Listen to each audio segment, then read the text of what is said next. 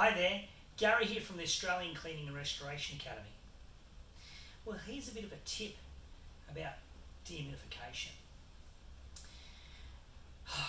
I go out there and we do training.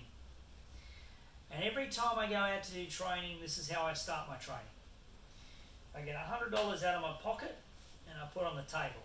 And it's usually private training I'm doing.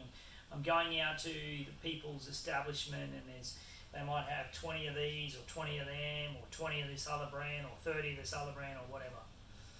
And I grab their technicians aside and I say, look, if anyone that can tell me how these dehumidifiers actually work, you're going to get $100. Who wants to have a bet? But if you lose, you'll do 10 push-ups. And they go, and they try to rattle off to me how the actual dehumidifier works. This is how bad our industry is. Instead of the guys going, this is how this particular dehumidifier works. This is when it goes into defrost. This is how it works at lower temperatures. This is when it works at lower temperatures.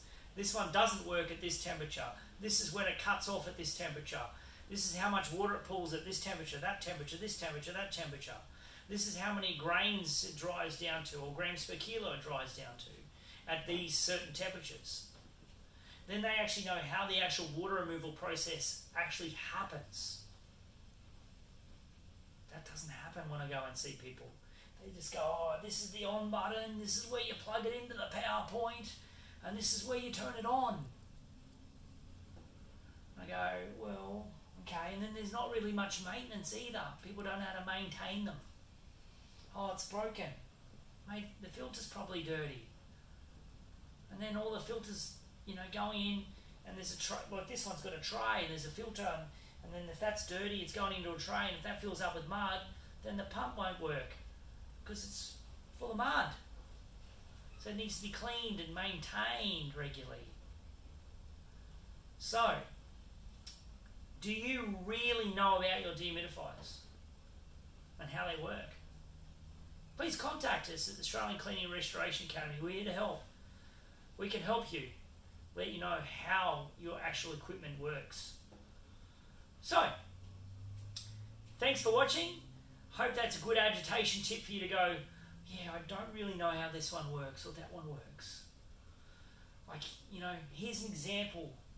With these ones, they'll work down to 5 degrees. This one works up to 38 degrees. This one works up to 35, 36 degrees. You go, okay, so, where does it work its best? Well, on the website, this particular dehumidifiers, the Ariel dehumidifier or the Trotec, it tells you what it pulls at all different temperatures, not just one temperature. And then they'll say, oh, this is low grain refrigerant. Well, these are standard refrigerants, but they work at low grains. So are they low grain refrigerants? Oh, I don't know. You got to call them low grain. Do I? So check out Australian Cleaning and Restoration Academy and how we can help you. Thanks for watching.